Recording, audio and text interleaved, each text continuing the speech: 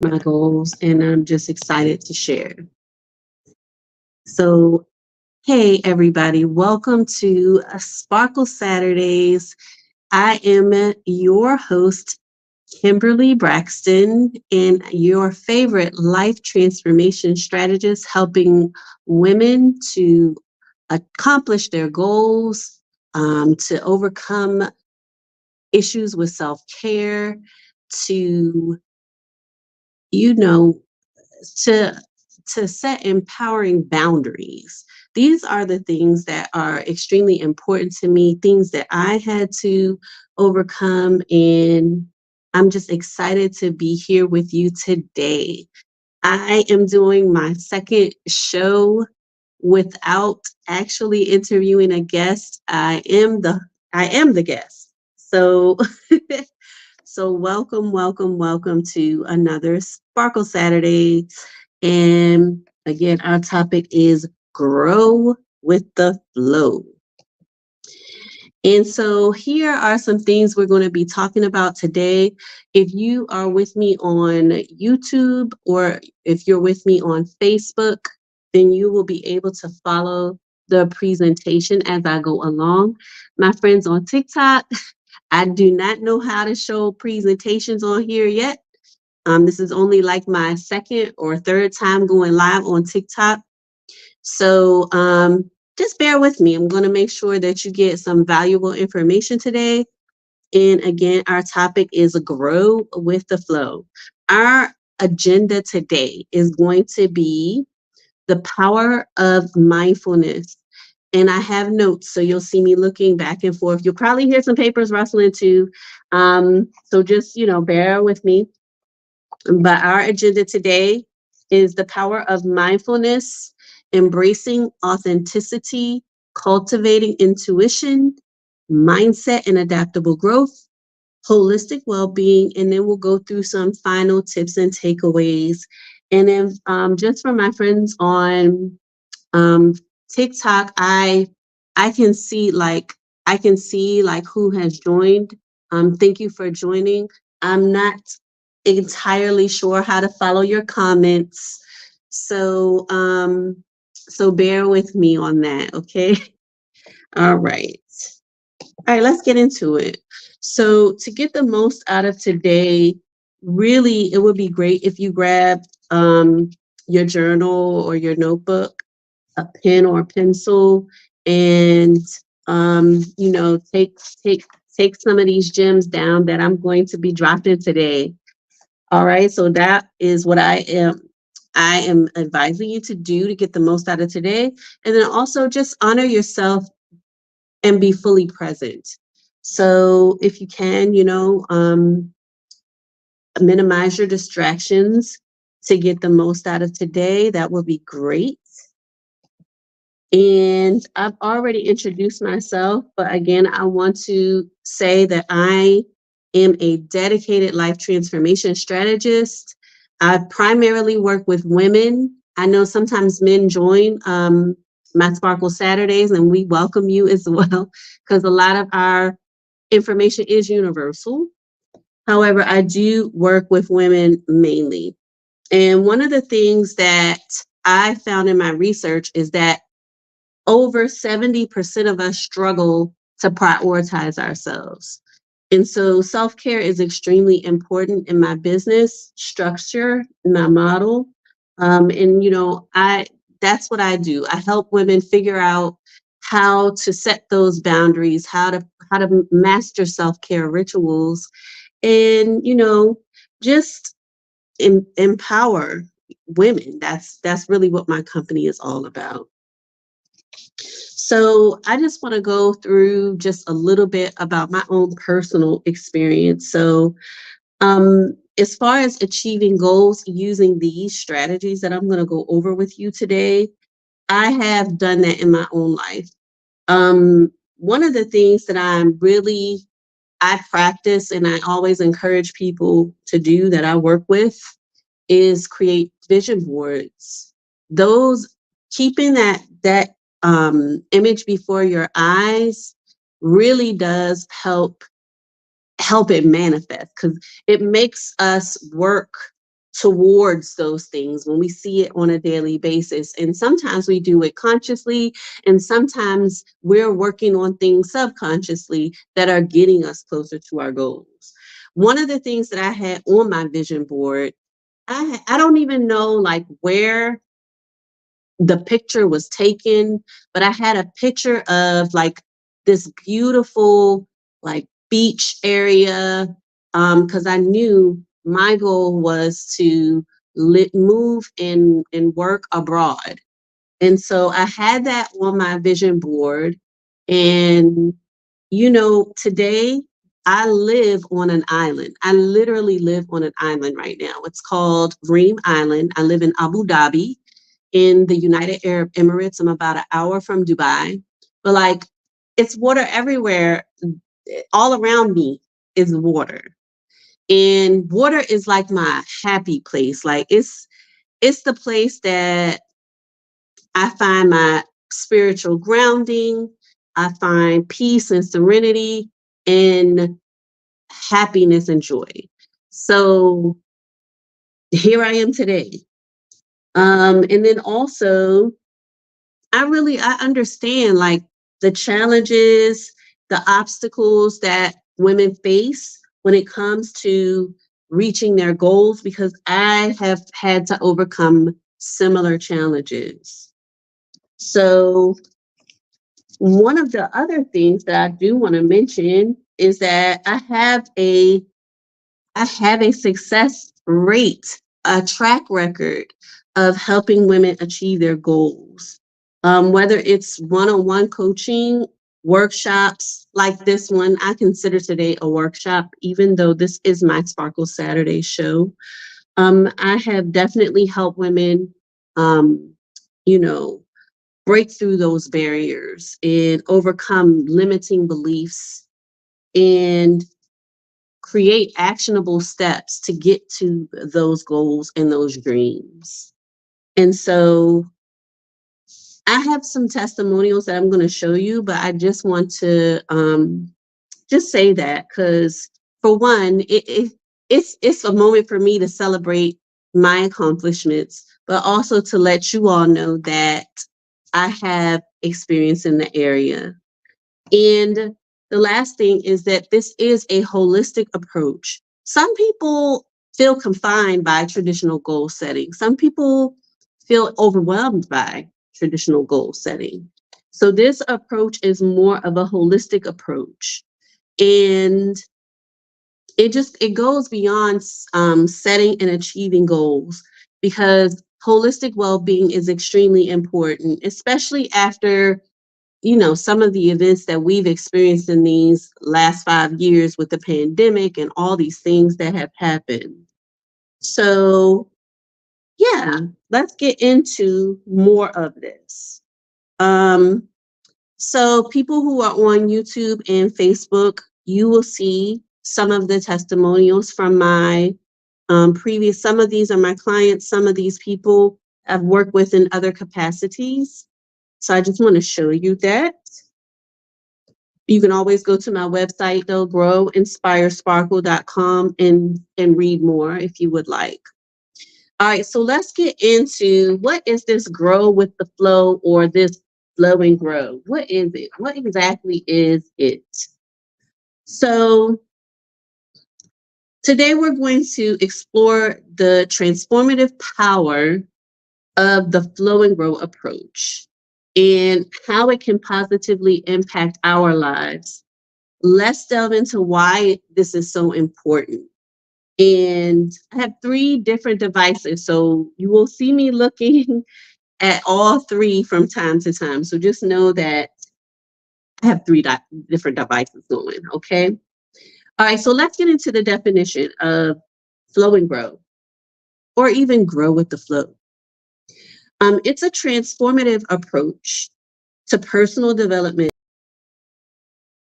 seeing life's natural flow and utilizing it as a catalyst for growth. It encompasses practices that encourage individualized individuals to live in the present moment, which is like really important in recovery. So if you've watched any of my Sparkle Saturdays before, then you know that like personal growth for me really started when I joined a recovery group, which was a part of my church, called Restoration and Recovery. And we use the Celebrate Recovery materials. And so if you know anything about 12-step recovery, the most important thing is to stay in the present. Staying in the present helps us to be more grounded. It helps overcome anxiety because we're not focusing on like, oh my gosh, what's going to happen in the future? Like, or, oh my gosh, why did I say that, to her yesterday? Like, we're not in the past. So everything of importance happens in the present, right? We cultivate better relationships when we focus on remaining present. We operate better in faith when we stay in the present, and we can accomplish our goals when we focus on the present. Okay. So I just want to say that. And I'll just for you all, if you're new to me, to my show, Sparkle Saturdays, I was in recovery for what is called codependency. And you can always go to my website, growinspiresparkle.com, and to learn more about codependency. And I'll talk more about that later. So it encompasses practices that help us stay in the present moment, tap into our inner wisdom, and cultivate resilience and adaptability in the face of change. Flow and Grow prioritizes holistic well-being, authentic expression, and intuitive living, guiding individuals to align with their true selves and unlock their true potential. So that's the definition of the Flow and Grow movement, as I choose to call it. Okay. This is not like something that I found somewhere. Like, this is something that I created, this Flow and Grow, but it takes practices from things that might be very familiar to you. So let's get into our first topic, and that is the power of mindful presence. So some of you probably already know what like mindfulness is, but I'm talking about that, but also remaining present. So mindful presence. So understanding what mindful presence is, let's talk about that. It's being fully engaged in the present moment without judgment or distraction. It allows us to experience life more deeply and authentically. Okay, so mindful presence. This involves being fully engaged in the present moment without allowing our minds to wander. It's about experiencing life deeply, authentically, and without judgment. So let's talk about how we can do this. So mindful presence is bringing our full attention to the present moment and being aware of our thoughts, feelings, sensations, surroundings in the here and now. And a lot of times when we are interacting with other people, or if we're at an event, we might be thinking about like what we got to do when we get home, right? Our lives are super busy, and sometimes this can be a very hard thing to practice. However, there are many benefits to practicing the mindful presence. Okay. It reduces stress and anxiety. It improves focus and clarity. It enhances our emotional well-being. And It makes for better relationships because we are actively listening to what's being said to us. Okay, so these are our benefits, and these benefits are far reaching. By practicing mindful presence, we can reduce all of these things I mentioned earlier, reduce the stress and reduce the anxiety because we're just focused in the moment rather than dwelling on something from the past or regretting something from the past or even worrying about something in the past or the future. So it also improves our focus. When we practice mindful presence, it helps us to think more clearly. We train our minds to be less reactive and more responsive to the present. And then in relationships, it helps us to connect, or let's say it builds or fosters a deeper connection and empathy as we learn to truly listen to others without judgment or distraction. So let's talk about cultivating mindful presence. Okay, so some of the things that we can do to help us in regards to mindful presence is being more mindful of our breathing. We can even do breathing exercises. We can do body scans and meditation. We can observe our own thoughts without judgment. These are some things that will help cultivate mindful presence. And I may do some breathing exercises with you all in a few minutes. Cultivating mindful presence is a practice that definitely requires intention and effort, but it is well worth it. So you can just start small. You can just, say for the next 30 minutes, I'm going to make sure that I practice mindful presence. That might look like you're going to be aware of like what you're feeling in your body, or you're going to breathe deeply for at least 15 of those 30 minutes, or maybe less. It just depends on where you are in your practice. You're also going to be aware of your thoughts. So you can just start small, 30 minutes. You say maybe that's your goal. I'm going to do 30 minutes each day of mindful presence. And then you can increase it from there. Or even maybe you start with 15 minutes of mindful presence. And then you just increase from there until it becomes a part of your daily routine. Okay. All right.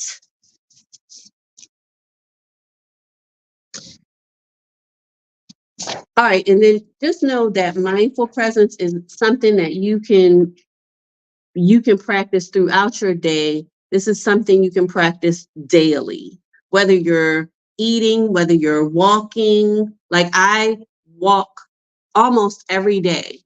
And while I'm walking, I'm doing one of these things. Like I might be doing deep breathing.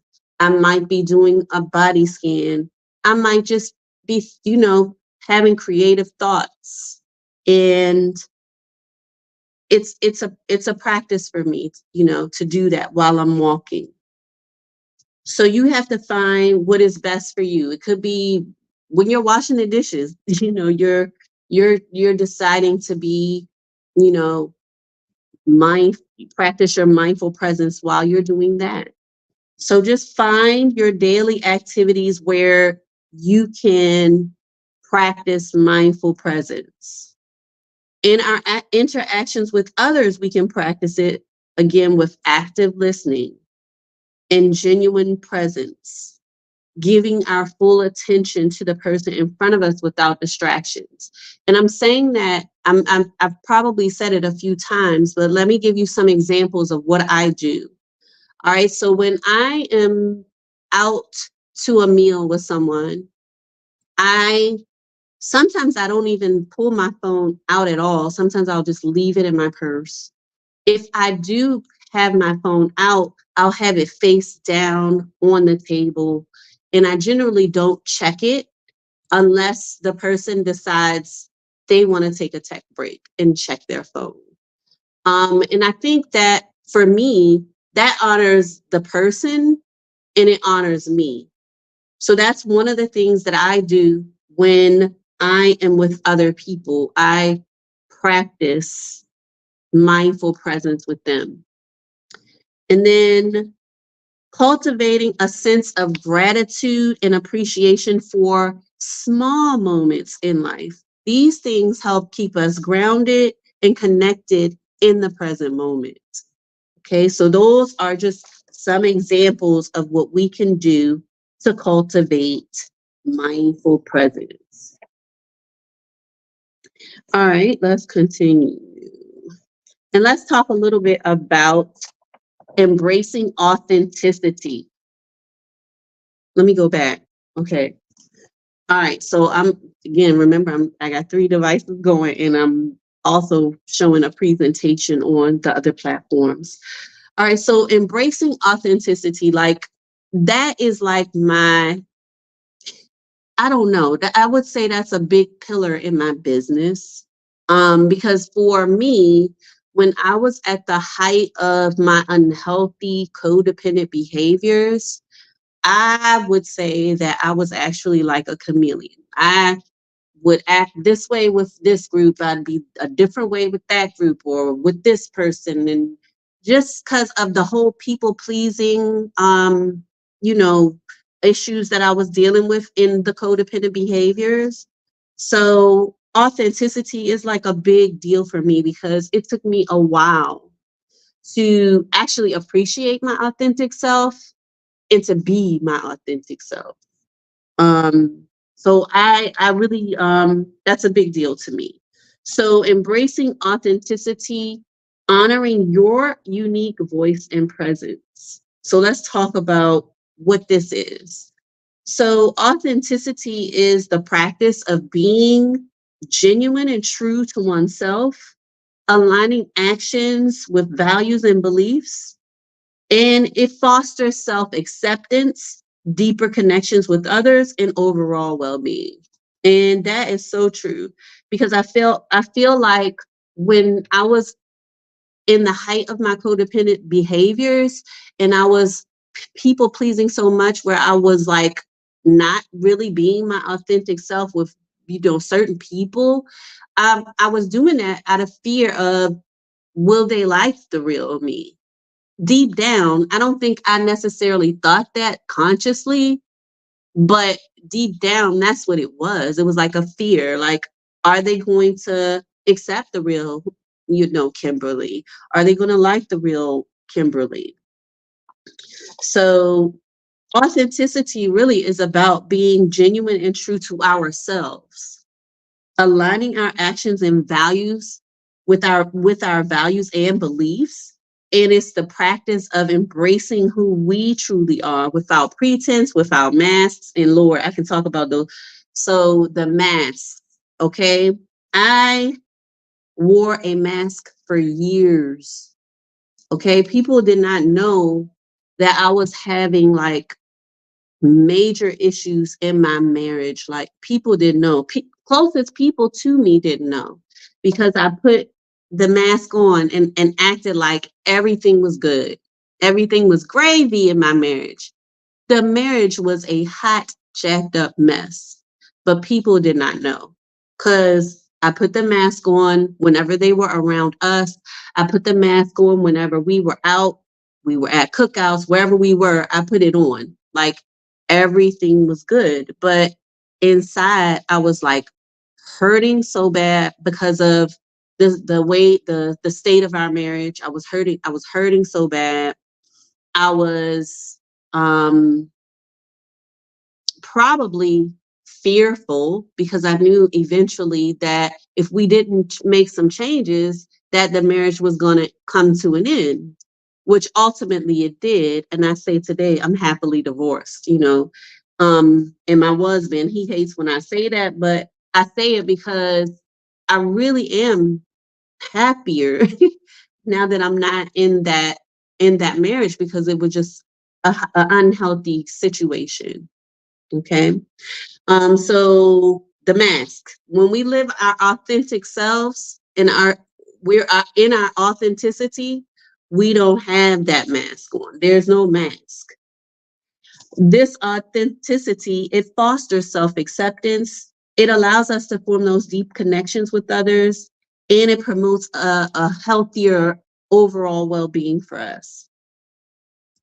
And it also aligns with when we are living in our authentic truth and our authentic selves, then our actions will align with our true desires and aspirations. Sometimes when we're not living our authentic selves, we're doing things because other people want us to do it, right? I have met so many people that said they majored in something in university because that's what their parents wanted them to do. Or even they're in a career, a profession, because that's what their parents wanted them to do. So, when we live our authentic truth, then what we do will align with that. Okay, so let's continue. And if you're joining me again, if you're joining me on TikTok, I don't know how to see the comments when I go live, y'all. Please be patient with me because this is only like my third live. Okay. All right. So let's talk about it. Unleashing your true self. So instead of chasing external markers of success, we'll focus on authenticity.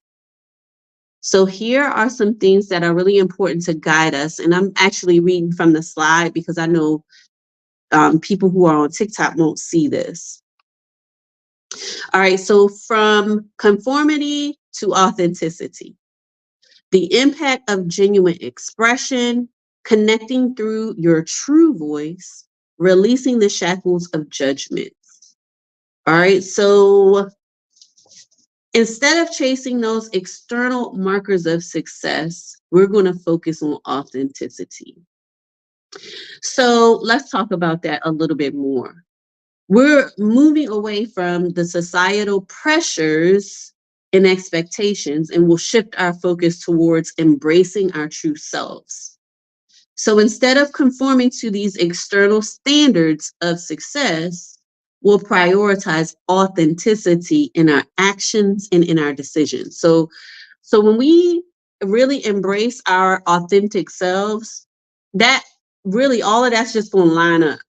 So we're going to prioritize everything through the lens of authenticity. Hopefully that makes sense.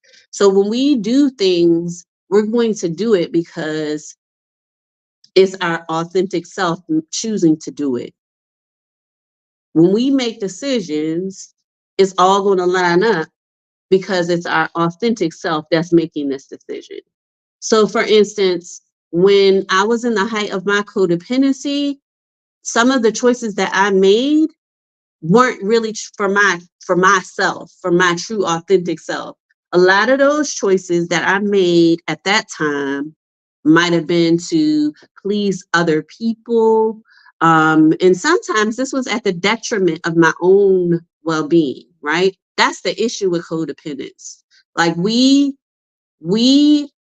help others, we may help others, we may try to fix others, we may try to please others, but a lot of times it's at the expense of our own well-being, right? Our own self-care, our own the real true desires sometimes. So so that's what I want to say about that. Just I wanted to add a little personal spin on that. And let's talk about the impact of genuine expression. So genuine expression has a profound effect on our relationships and overall well-being. When we authentically express ourselves, we invite deeper connection with others and experience a greater sense of fulfillment and contentment in our lives. So, one of the things that I used to do in the height of my codependency was I would agree with things that maybe didn't line up with my authentic self. I minimized my own voice. Sometimes I wouldn't say things or speak up for myself because I'm still trying to please others, right? So when we live in our true, authentic selves, then our voice is also expressing that authenticity. So the impact of genuine expression is really important, because if we're not expressing things that we might need to express, then the relationships might not be as deep either as they could be, right? It could be a very shallow, a very surface level relationship. And then the other part to that is, are we truly honoring ourselves when we're not genuinely and then authentically expressing ourselves? I feel like that dishonors me when I don't do that.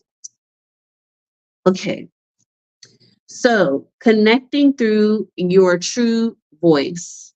Our authentic voice is a powerful tool for connecting with others on a deeper level. So by speaking from the heart and sharing our true selves, we foster those genuine connections and we create meaningful relationships built on trust and understanding. And let's talk about releasing the shackles of judgment, because guess what? I was so judgmental when I was at the height of my codependent behaviors. And a part of that, part of being super judgmental, is a symptom of low self esteem. And so I didn't know that's what I was dealing with, to be honest with you, when I was in it. But like when I joined that recovery group and then I started like really learning about codependency and doing a whole lot of self-reflection and self-examination, I was super judgmental. And not only of just of others, but myself too, right?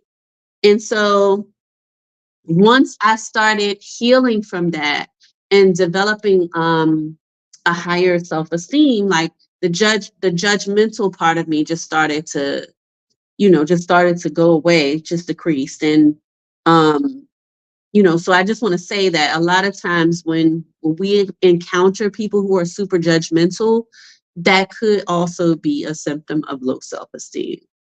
So let's talk about releasing the shackles of judgment. So letting go of self-doubt and fear of judgment is essential for embracing our authentic selves fully. When we release those shackles of judgment, we free ourselves to live authentically and pursue our passions and dreams without inhibition. That is I just love that. When we release the shackles of judgment, we free ourselves to live authentically and pursue our passions and dreams without inhibition. So that's what I did. That's why I live here. All of those things led up to this moment. Like all of the healing work that I did led up to this moment. And I'll have a big announcement about the next phase, the next chapter. Because I won't be living here next year. So, but I'll make a big announcement about that later.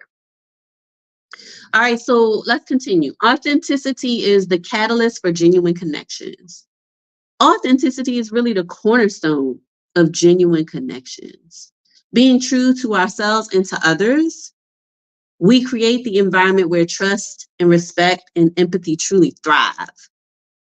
And it leads to deeper, more meaningful relationships. And I really have seen that in my life. Like, I mean, some people might think I overshare, like, because I was molested at age 4. Um, I had some other like sexual abuse that happened. I was actually raped at age 11 and molested by like an older cousin when I was in my teens. And so, like, these things that happened to me definitely are part of, like, I would say maybe some of the root causes of the codependency that I experienced, in my adult life. And, some people might say that I overshare, but I feel like in the Black community, we don't talk we don't talk about these things enough, so that what doesn't what doesn't get brought out into the light still has power over us. All right. Um, so whatever we don't talk about, whatever is not discussed can't be healed. Like still a secret. If it's still a secret, it's not going to get healed. It has to be brought out into the light.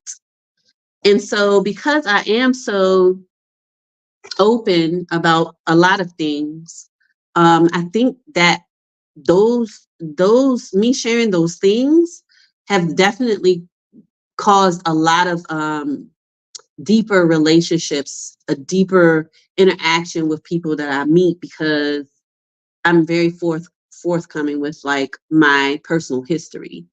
So authenticity is definitely the key to a genuine connection and cultivating your unique voice. Like, each of us has our own unique voice and our own perspective, and this deserves to be heard.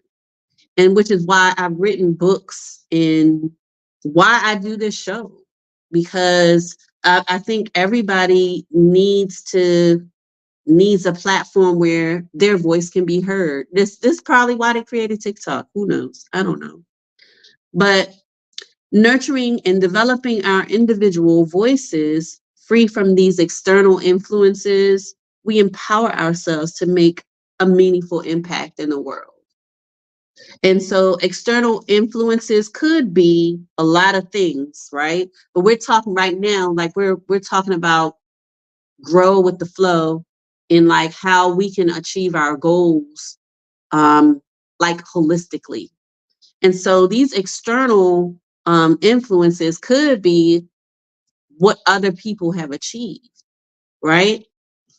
However, the thing that I have learned is that my walk and my journey is not going to look like everybody else's. And I believe what God is doing in my life, it's a big deal, right? It's a big deal.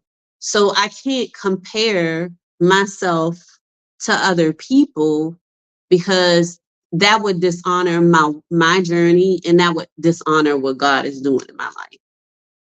So the external influences don't matter.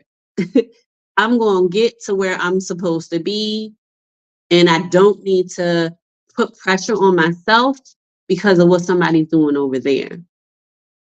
So hopefully that everybody understands that, what I'm saying. I hope you understand that.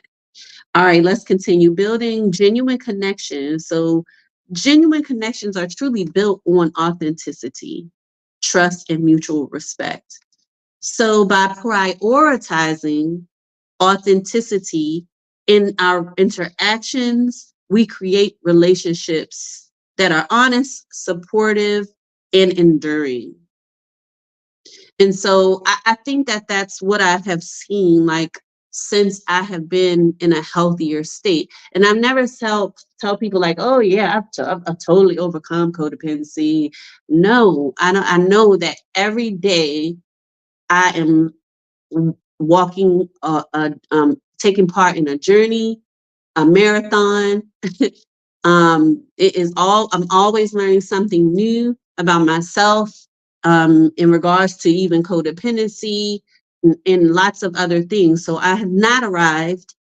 I'm just healthier than what I was 10 years ago, you know? So I can see that my relationships are deeper and they're definitely more meaningful than when I was in my codependent state. Yeah. All right. And let's talk about embracing our authentic self for a fulfilling life. So, when embracing our authentic selves is essential for living a fulfilling and meaningful life. When we honor our true self and live in alignment with our values and beliefs, we experience a deeper sense of fulfillment, purpose, and joy. And that I have definitely seen that in my own personal life. So let's now talk about cultivating intuition. And some people say we have that, we have a sixth sense. A lot of people say that, like women have like a really strong intuition. A lot of people believe that. Um, but if you're not a woman, or if you don't think you have it, you can cultivate it. So let's talk about cultivating intuition. Harnessing your inner wisdom for guided decision making. So on the slide for TikTok, it says exploring the role of intuition in life beyond goals, techniques for tapping into your intuition and trusting your inner guidance. So that's what our slide says. So let's talk about it. Cultivating intuition can guide us beyond the traditional confines of goal setting. Intuition serves as a powerful compass, guiding us towards paths that resonate deeply with our authentic selves and life purpose. In a world often driven by external markers of success, tapping into our intuition allows us to navigate with clarity and conviction, leading to a more fulfilling and purpose driven life. So, yes, this world is driven by external markers of success. You know, the house, the car, the job, the successful business, the business making this 6 figures. Oh, I made 6 figures this month or whatever, So yeah, this world is driven by that. However, we can tune that out and really focus on our path, our journey. And let's just talk about how we can do that. So we're going to explore various techniques designed to tap into this innate wisdom and trust our inner guidance. These practices will enable us to quiet the noise of the external expectations and connect with our true desires and aspirations. By cultivating our intuition, we empower ourselves. And we empower ourselves to make decisions aligned with our values, passions, and deepest longings. I have desired to live and work abroad since I was 9 years old. And let me tell you why I ended up like having this desire. So I was 9 years old and I became friends with this Iranian girl and her family. And she was a little bit younger than me, but like I ended up spending a lot of time with her family. I even went to the beach with them and everything. Like, and her mom would tell me like about her life living in Iran. Like I watched this woman go through a lot of her first experiences. Like she bought her first pair of jeans and tried on her first pair of jeans and, showed them to me. And just a lot of her first, I witnessed them and I'm only 9. So at 9, I'm friends with this Iranian family and just listening to her talk about her country. I just had a desire to see the world, but also to live somewhere else. And so I end up, going through middle and high school. I ended up going to university. And my plan was like, I want to get a Fulbright fellowship so I can go like study abroad. Um, I never got the Fulbright fellowship in college. But I did study abroad, if you want to consider Quebec, Canada abroad. So I did that.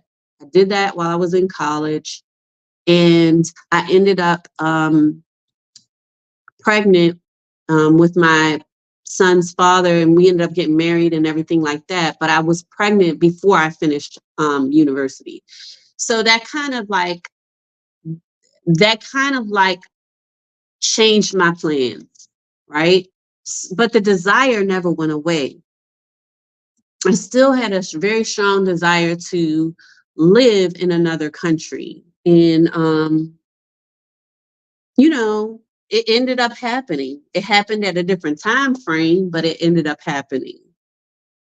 So let's talk about how we can discover this transformative power of intuition in shaping our lives beyond mere goals. All right, so let's talk about it. Let's talk about it. So here are some techniques to cultivate intuition. Some of these you all might be doing now, like mindfulness meditation, or mindful meditation, some people call it. Journaling, some people do that on a regular basis. Body awareness practices, we talked about that. Part of that is doing body scans, visualizations, intuitive movement, quiet reflection, trusting intuitive prompts, seeking solitude. All right, so let's just talk about these 8 techniques. Now, these are designed to help us tap into innate wisdom and trust inner guidance. So the first one is a mindfulness meditation.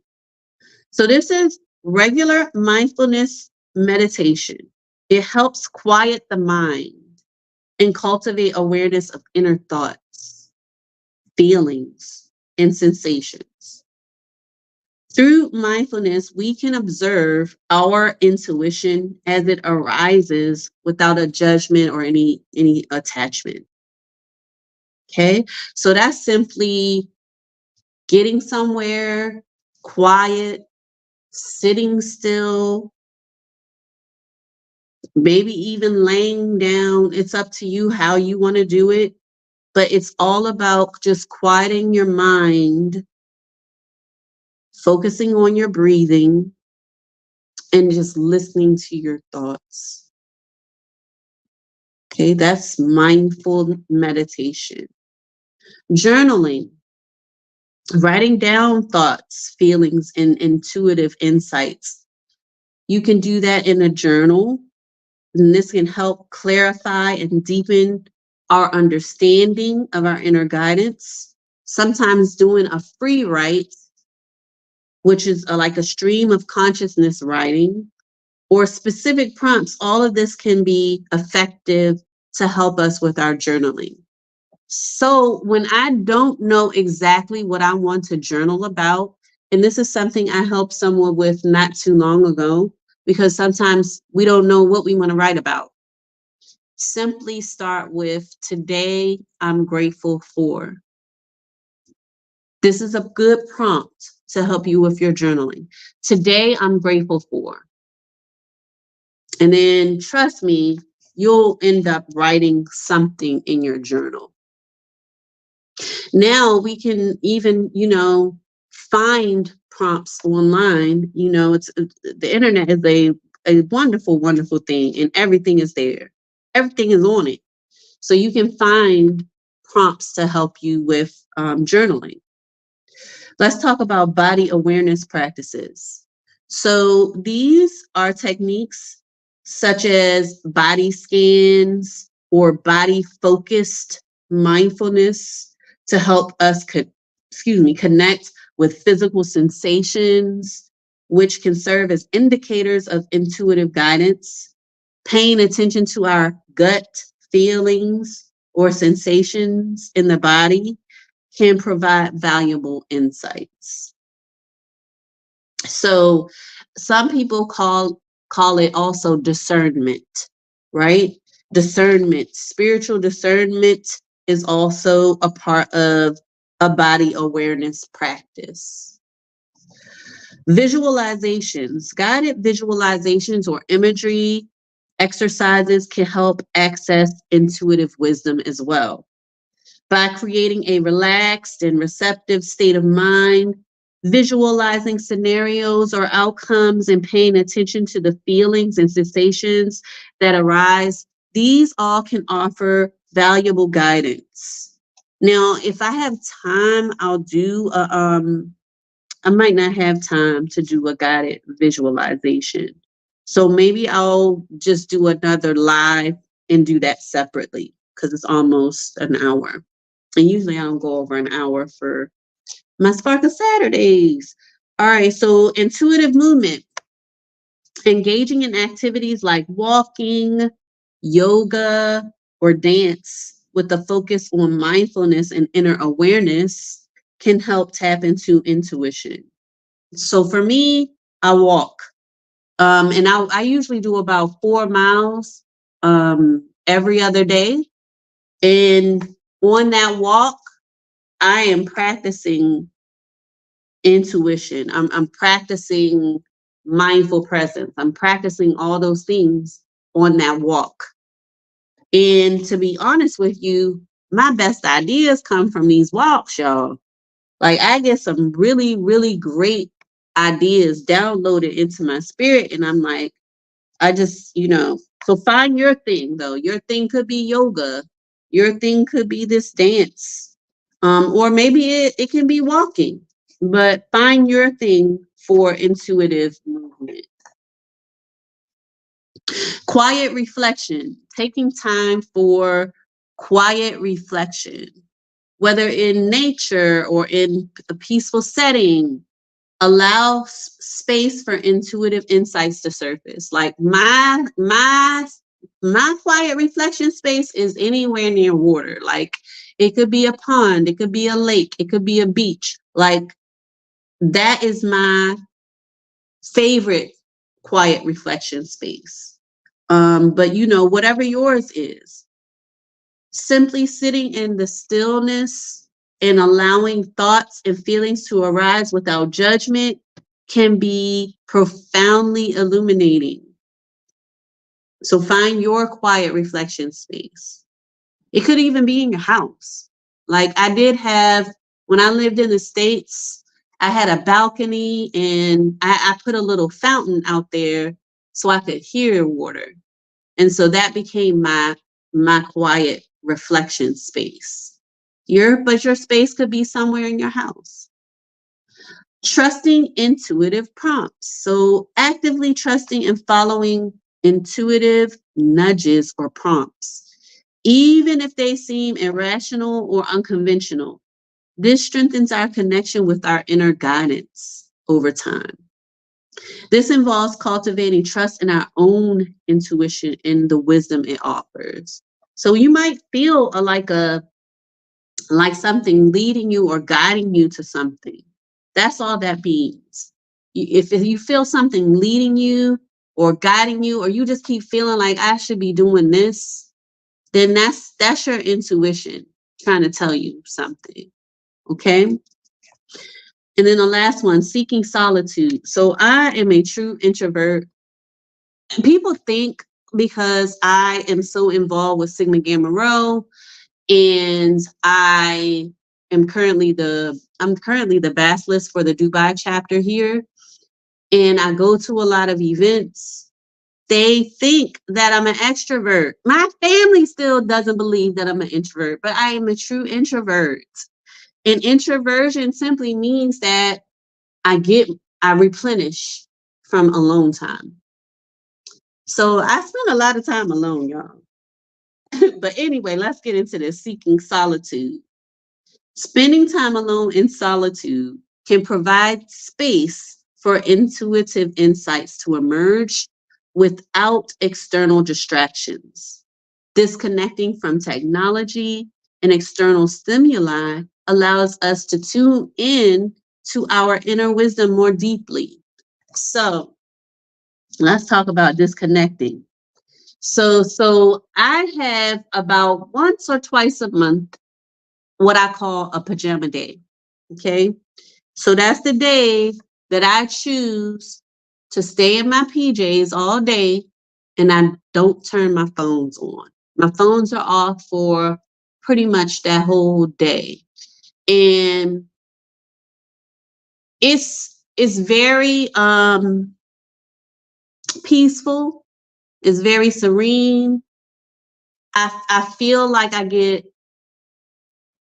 like kind of just get to know myself again without the distractions because I post a lot. I post a lot. I'm on social media a lot. All of this, a lot of it is for business building, but a lot sometimes it's for fun. So, it's just a lot of taking in a whole lot of information. So those are the days where I just get to say, I'm just going to chill with myself today, you know? And so let's talk about it. These techniques can be practiced individually or in combination depending on personal preference. So you can use any of these 8 things. All right. The key is really to cultivate a sense of openness, receptivity, and trust in our own intuition as a valuable source of guidance and wisdom. Okay, so that you can use any of these. All right, so we're not going to do this guided meditation. We're not going to do that. So let's get we're going to get to the part about wrapping up soon. Thank you all for who are here, who joined. Thank you so much. So let's talk about cultivating a mindset of adaptable growth.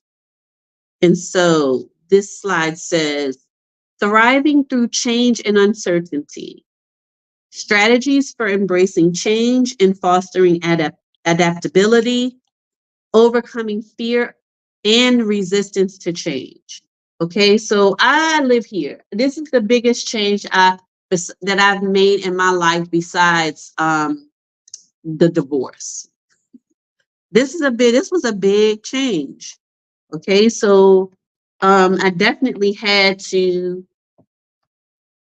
had to adapt a mindset of adaptable growth. I had to do it. So let's talk about it. Change is inevitable. It's a natural and a constant part of life.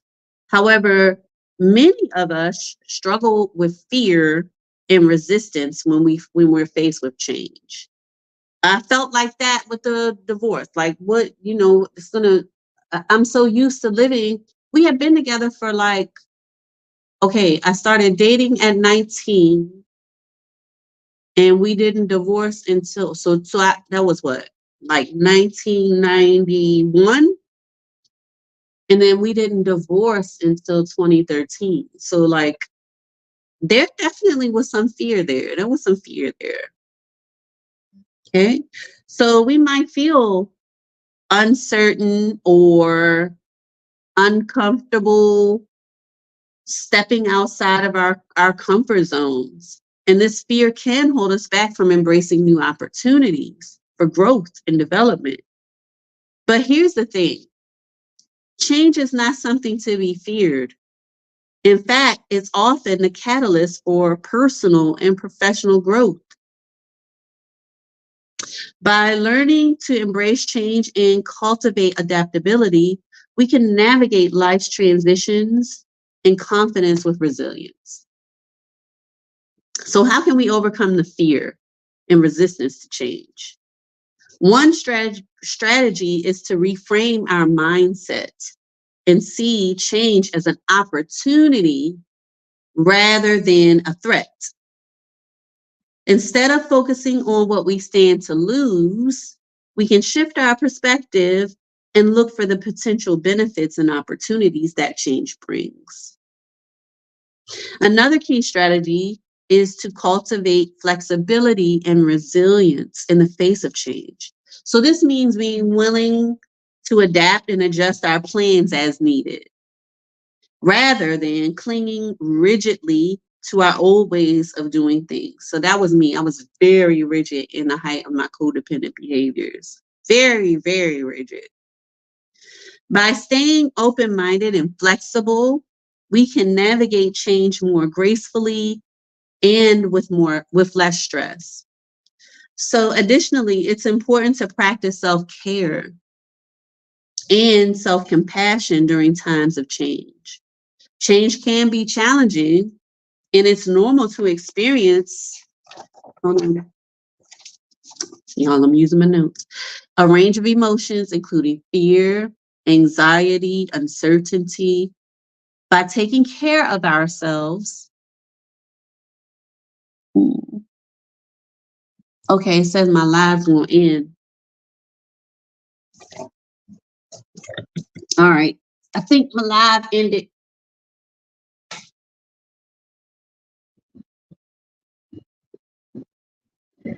All right, I think my live ended. Are y'all still there? It says it's going to end. I don't know if it's going to end or if you all are still there. So I'm going to just keep going because I got a notification on TikTok. Sorry about that. All right. So by taking care of ourselves and practicing self-compassion, we can build our emotional resilience and better cope with the ups and downs of change. Ultimately, adapting to change is about embracing the unknown with courage and resilience. And courage is simply doing it afraid.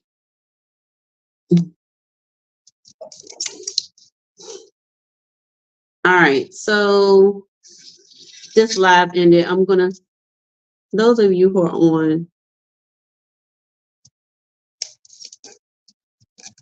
okay. All right, I had to, hold on, y'all. I had to, do a new live. Let me put it back in the, holder. Hold on. Okay.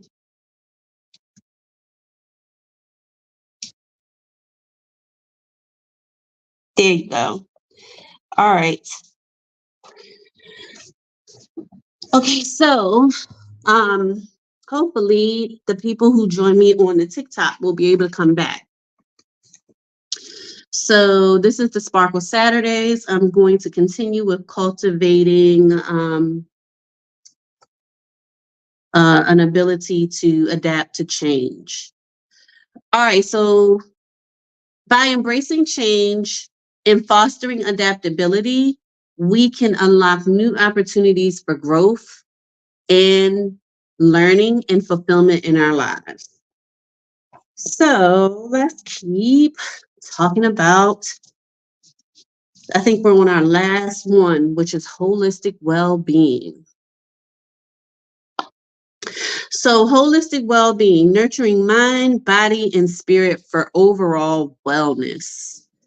Understanding the interconnected aspects of holistic well-being practices for prompting mental, emotional, and physical wellness. So let's talk about it.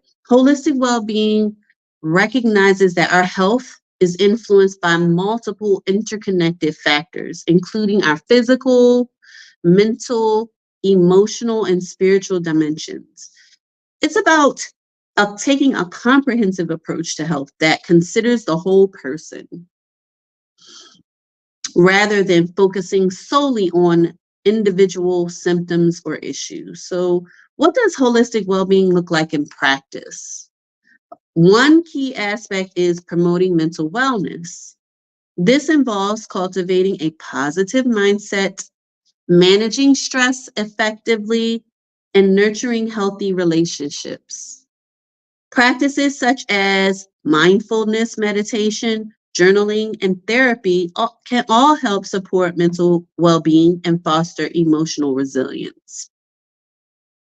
Emotional wellness is another important component of holistic well-being, and this involves understanding and managing our emotions in healthy ways, as well as fostering a sense of self-awareness and self-compassion. Practices such as gratitude, journaling, practicing empathy, and engaging in creative expression can all contribute to emotional wellness and support overall well-being. So, I want to say one thing about this, and that is self-talk. Like really, really focusing on how we talk to ourselves. Like one thing that I started practicing is just being kind to myself, even in how I talk and think about myself. Like, for instance, one of the things that I say is if I would not say that to a stranger, I'm not going to say it to or about myself. So that helped a lot with my self talk. So I think that also in regards to emotional wellness, we have to think about our self-talk. Like, how's your self-talk? Like, are you saying things like, I'm so dumb, I'm so this, I'm so, or are you actually saying kind things to and about yourself? Yeah. I used to my self-talk used to be pretty jacked up. Like at the height of my codependent behaviors, it was not good. And one of the things that has helped with that, in addition to if I wouldn't say it to a stranger, I'm not going to say it to myself, about myself, or think it about myself. Well, one of the things that also helped was saying my affirmations. Like I do it daily. I do it. So I also teach while I'm here. And so every day in my class, my students say positive affirmations.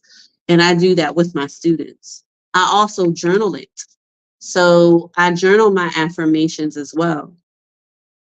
So that also helps with your emotional wellness. It definitely has for me. So physical wellness is also an important aspect of holistic well-being. So that includes taking care of our bodies through regular exercise, nutritious eating, and adequate rest and relaxation. Incorporating activities like yoga, walking, tai chi, hiking in our routines also helps with physical health and vitality. So for me, I am actually this. So I always start my year off with a 21-day fast, and I generally started off with simply doing the Daniel fast. Um, this year, I swiped a view. Oh, that's what you got to do to see the comments. All right, y'all, but my device is all the way over there. I'm sorry. I'm sorry. Um, but one of the things that I did this year was eat to my blood type. So I still did the Daniel fast, the 21 day fast, but I incorporated eating for my blood type. So you all, like, I have been eating so many foods that technically I should be avoiding for my blood type. And I had no clue that I just did it. So let me just say this. I knew, but I didn't do better. Like, you know how they say when you know better, you do better? No. What I think it should say is when you know better and put into action what you do better. So I have read this book. It's called Eat Right for Your Blood Type. I read it years ago. I had gone to like one of those like weight loss places that like supposed to like help with your midsection. I think it's called laser lipo, where they put the pads on and it gets hot and supposed to melt your belly fat. Well, anyway, I was waiting for my session, and the book was on the table. And I said, well, let me look, because I knew my blood type. And so I was like, let me look and see what this says about mine. So I read the whole chapter. I took pictures. I had those pictures on my Google Photos for years. Okay. And then recently, a friend of mine just kept talking about eating for the blood type and how they've lost this weight and all these things. And I was like, well, let me actually try it. I mean, I have the information. Let me just do it. So I have lost at least 15 pounds. And in my research, I was like, because I did more research in addition to the pictures that I had taken from the book. Well, there's exercise for your blood type. Go figure. So I was exercising all wrong for my blood type because I'm in the gym lifting weights, running on a treadmill, and like not seeing any results. Well, I've put that into practice since January. For my blood type, they say I should be doing relaxing exercises like walking and yoga and hiking and stuff like that. So I said, okay, well, I'm going to walk. That's what I'm going to do. That's going to be my exercise. I'm going to walk. And I've seen a whole difference in my body composition. So yeah, I mean, yes, physical wellness is important. Knowledge is important. When you know better and you put it into action, you do better. So I've been eating for my blood type. And let's wrap this section up.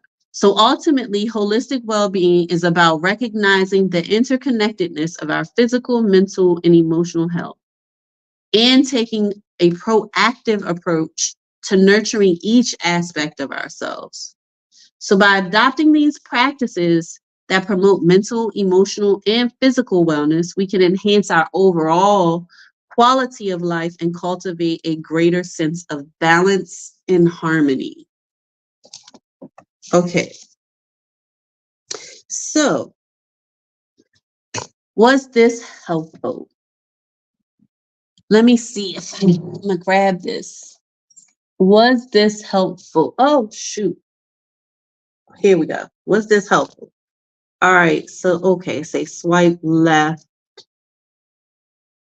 Okay, I don't see encourage. Okay, I see y'all joined, but I don't see comments. So, was this helpful? Was this helpful? All right, let's go ahead and if you can put that in the chat, tell me what was helpful about what you heard so far, and then let's talk about our final takeaways. All right, so here are a few takeaways you can continue to embrace the flow and grow mindset. So, practice mindfulness daily, even if it's just for a few minutes. Practice authenticity by staying true to yourself and your values. Trust your intuition and listen to the wisdom that arises from within. Cultivate a growth mindset and remain open to new experiences and opportunities. And prioritize your holistic well being by taking care of your physical, mental, and emotional health. So let's talk about this. So as we wrap up, let's just take a moment to reflect on the transformative journey we've embarked on today. How we can continue to embrace the flow and grow, or grow with the flow, however you want to say it, mindset beyond this session. So throughout our time together, we explored a range of key concepts that are essential for personal growth and fulfillment. So here is a quick recap. So we talked about the power of mindfulness. We delved into the practice of mindfulness and the profound impact on our well-being. Mindfulness teaches us to be present in the moment, cultivating greater awareness, clarity, and peace in our lives. And two, embracing authenticity. We talked about that earlier. That's my theme, right? That's my one of my main pillars in my business, grow, inspire, sparkle. So embracing authenticity. We discussed the importance of embracing our authentic selves and living in alignment with our values and our beliefs. Authenticity allows us to show up fully in the world, fostering deeper connections and a greater sense of fulfillment, right? We talked about, I said that I honor myself when I am my authentic self and I speak up for myself and use my authentic voice. Cultivating intuition, we explore the power of intuition as a guiding force in our lives. Cultivating intuition involves trusting our inner wisdom and listening to the subtle messages and insights that arise from within. So we talked about that. In mindset and adaptable growth, we examine the role of mindset shaping our experiences and outcomes. By adopting a growth mindset and embracing change with resilience and flexibility, we can navigate life's challenges with greater ease and grace. Yes. And then the last one, holistic well-being. Lastly, we explored the interconnectedness and aspects of holistic well-being, right? Nurturing our physical, mental, and emotional health to create a foundation for overall wellness and vitality.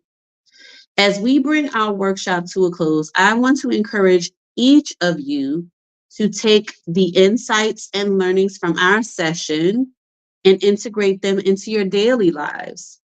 Embrace the flow and grow, or grow with the flow mindset in everything you do, knowing that growth and fulfillment are within your reach. Here are a few ways you can continue to embrace the flow and grow mindset.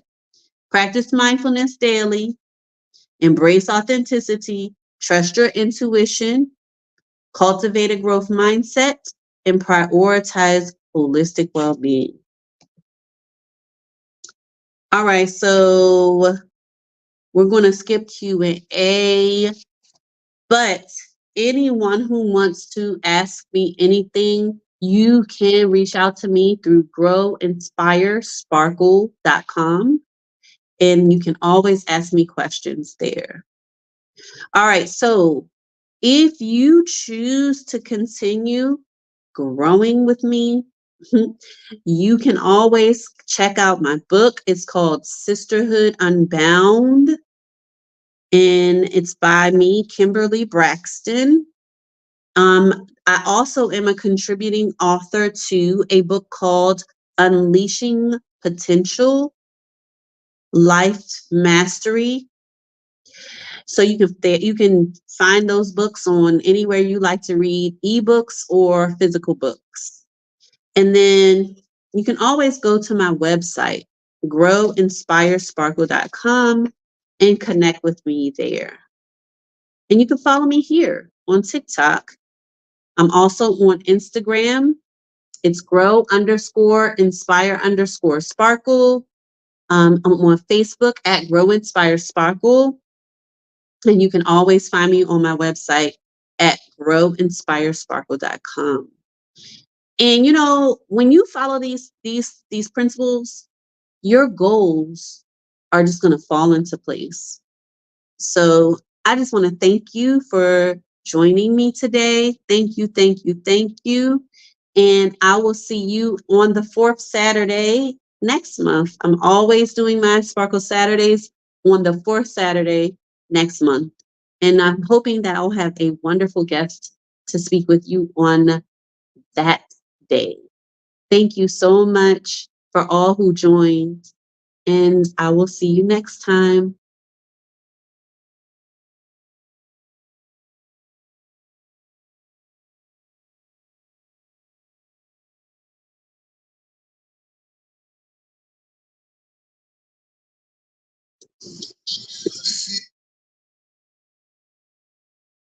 for me.